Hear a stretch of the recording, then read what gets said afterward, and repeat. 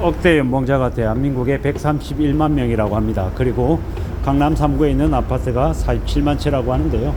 그 131만 명이 이 강남 3구에 47만 채 아파트를 두고 쟁탈전을 벌린다라는 말도 안 되는 개소리를 하는 그런 내용의 뉴스가 있어서 이제 그 내용을 가지고 얘기를 좀 해보려 합니다.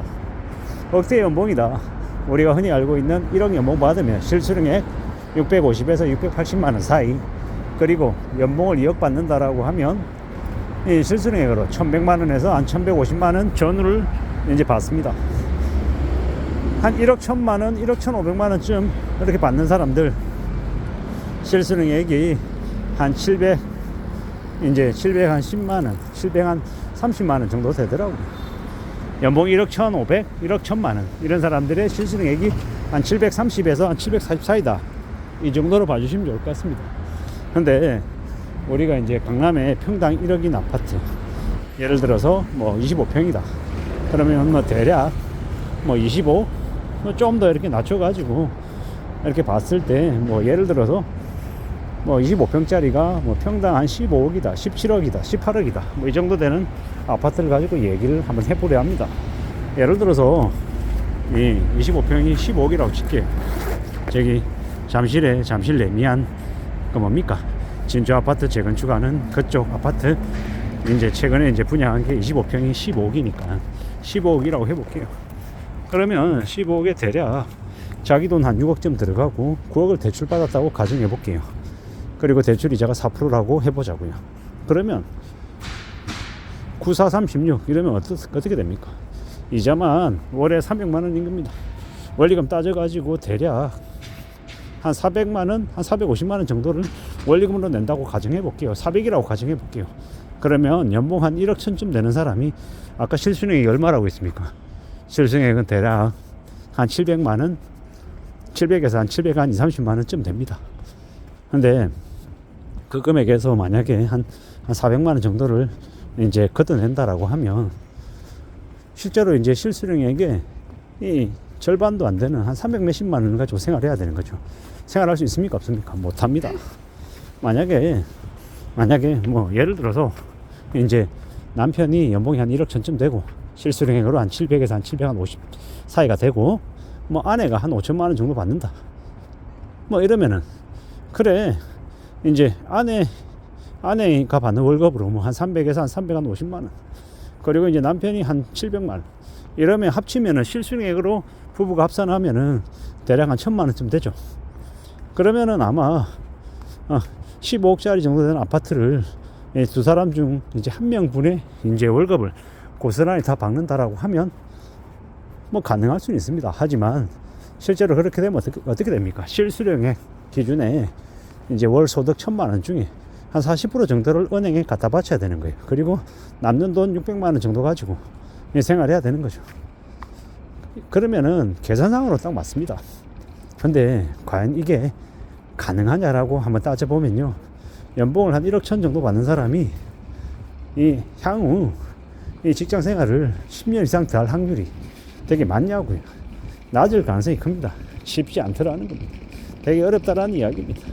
오래오래 버티기가 안 쉽죠. 그런 처지에 있는 사람들이 주담대 대출을 20년 30년을 가져가는 게 가능하다? 거의 어렵다고 보면 맞습니다. 그리고 이제 1000만 원을 버는데 400만 원을 은행에 갖다 준다라고 하면 이 삶의 수준이, 만족도가 되게 떨어집니다. 저는 이제 조금 전에 말씀드린 그 억대 연봉자이면서 외벌이가 아니라 맞벌이이면 그러면 이제 이게 승산이 있는 건데, 만약에 외벌이인데 억대 연봉이다. 연봉 한 2억쯤 돼야지 대출 한 9억 정도를 소화할 수 있는 금액이죠. 근데 그것 또한 쉽지 않다라는 겁니다. 왜냐, 1억을 받는다, 2억을 받는다라고 하면 그에 준하는 아마 씀씀이를 하게 될 겁니다. 애 키워야 되죠. 애 등록, 애 학원비 보내야 되죠. 애 여러 가지로 애가 이제 옷 입는 거, 먹는 거, 뭐 여러 가지 활동하는데 들어가는 비용도 적지 않습니다. 15억짜리 아파트에 살면서 그 집 깔고 있으면서 되게 헝그리하게 살 수 있냐? 아니라는 거죠. 그에 준하는 생활 수준도 따라가야 되죠. 강남 3구 아파트에 살면서 옆에 있는 옆집하고 웬만큼 비교해가지고 비슷한 수준으로 살아가려고 하면 씀씀이 또한 조절하기가 쉽지 않죠. 학원 보내야죠. 옷 사입혀야 되죠. 이런 것들을 되게 뭐 저렴한 수준으로 하기가 어렵죠. 뭐 결국 그러다 보면 이제 소비하는 수준도 되게 많이 이제 커질 수밖에 없습니다. 지난 한 10여 년 동안은 집만 사면 계속 오른다라는 5 골랐다 15 골랐다 15 골랐다 이러니까 되게 많은 이들이 연끌했죠. 근데 그게 앞으로도 계속 그 논리대로 계속 오를 수 있을까 생각해보면 지금은 좀 어려울 것 같죠. 지금은 그러한 얘기가 통용되기 안 쉽다라고 보면 맞겠습니다.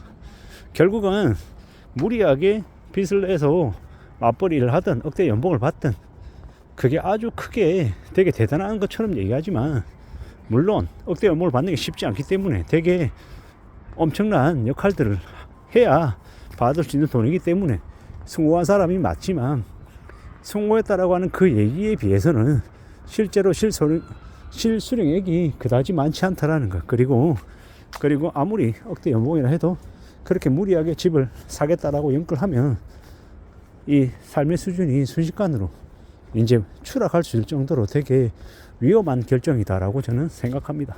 함부로 모험을 해서는 안 된다라고 보는 거죠. 잘못했다가는 인생이 순식간에 나락으로 떨어질 수 있다라고 생각합니다. 그래서 더욱더 신중하게 생각해야 되고 좀 더 유의할 필요가 있다라고 보는 거죠. 억대 연봉자들 뭐 그들이 강남 3구에 있는 아파트를 가지고 뭐 경쟁한다 어쩐다 이러는데 뭐 운 좋게 아주 가격이 쌌을 때 산 사람들은 괜찮아요. 문제가 안 되니까. 근데 이제 무리하게 15억, 20억, 30억, 40억 이럴 때 산 사람들은요. 꼭지에 샀는데 그것 또한 빚으로 산 거다라고 하면 뒤집어지는 겁니다. 아마 앞으로 한 4, 5년간은 무리하게 연끌해서 집을 산 이들이 대금 올라가고 아마 집을 많이 빼앗기게 될 것 같습니다. 그러면 어떻게 되겠습니까? 이제 부동산 시장에 거래는 실종하고 빚을 무리하게 낸 이들이 감당 못해서 허덕이다 많이 몰락하고 많이 망가지고 야반도주하고 가정 해체되고 쌩 난리가 나는 겁니다. 그런 일들이 앞으로 벌어진다라고 보면 맞을 것 같습니다. 꽤나 우려스럽고 꽤나 염려되는 일들이 벌어진다라고 봐야죠. 그래서 좀 더 신중하고 좀 더 현명하게 냉정하게 뭔가 결정하는 게 좋겠습니다. 우리가 부동산을 사는 건 되게 큰 결정입니다. 함부로 감정적으로 좀 울컥해서 극단적으로 성급하게 결정하면 되게 위험하다라는 말씀을 좀 드리고 싶습니다.